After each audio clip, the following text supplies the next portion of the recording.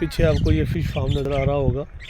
इसमें राव फिश भी है, गुलफाम भी है ना। ये मेरे कज़न का है, मेरे चाचा का के बेटे का। तो ये 400 रुपये किलो में जो है ना वो फ़रोख्त कर रहे हैं। राव गुलफाम 400 रुपये फ्रेश बिल्कुल।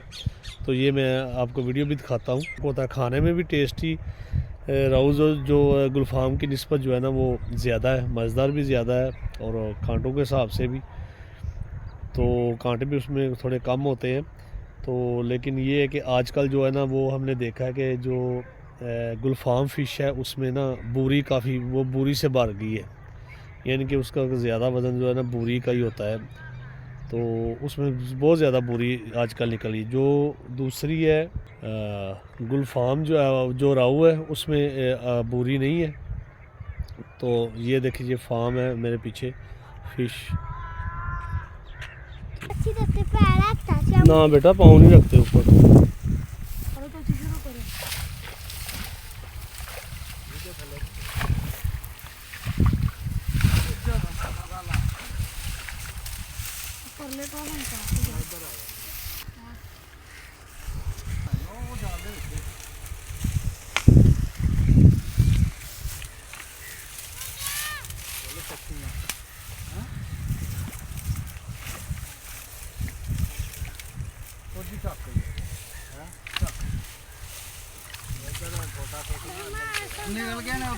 ये कंडे बड़े होने ध्यान नाल।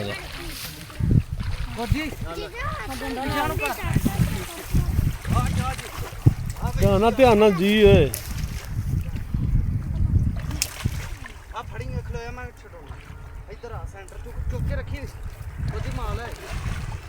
आहो आहो ध्यान ना बगर कंडा ना मरवा ली। हाँ ये ना हुणे लैके जाने लै जाओ लै जाओ।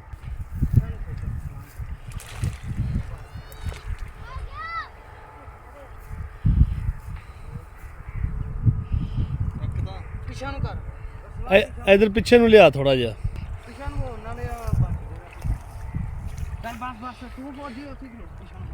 और जे ड्यूटी छुट्टी की थी।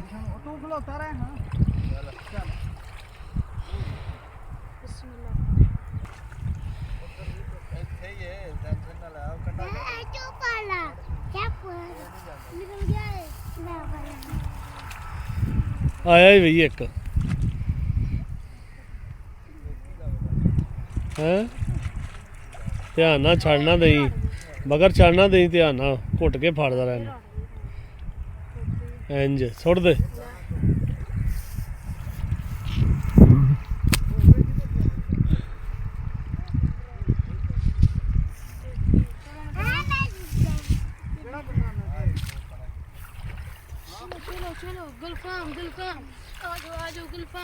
ए गुलफाम दे ने राव दे नहीं आ रहे है ना।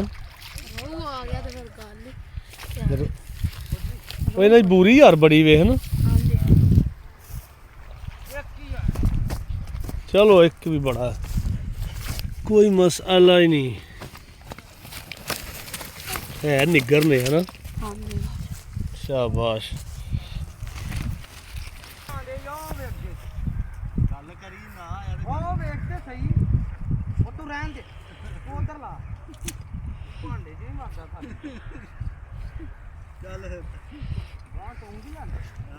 लेके आ रहे हैं।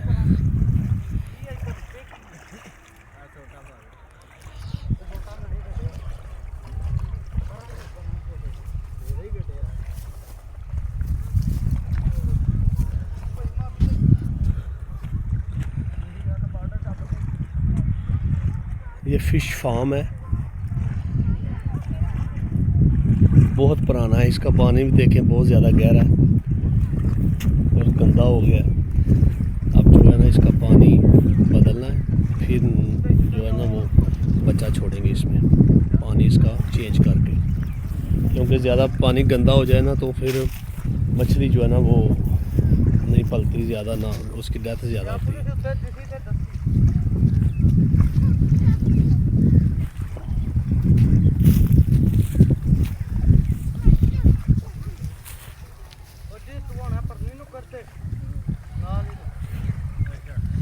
फौजी तू घूम के आई उस साइड तो।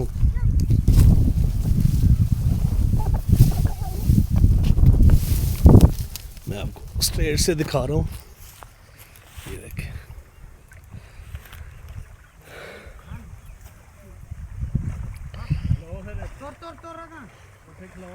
फौजी इधर तू घूम के आ उत्तों दी।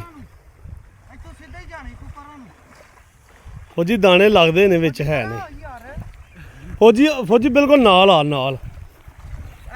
हां जी हां जी हां जी। वेल वेल वेल ठीक है।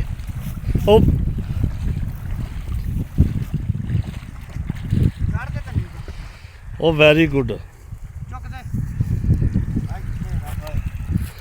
बस ठीक है फौजी, थक गए।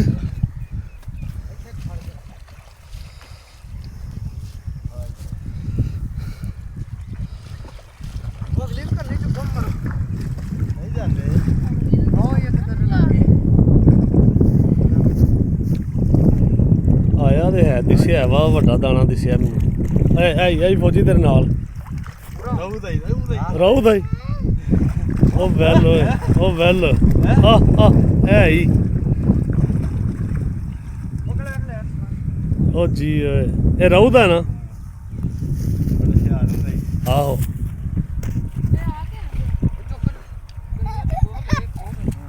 और वे इतने फौजी वाल भी आया सी एक। अच्छा दो हो गए।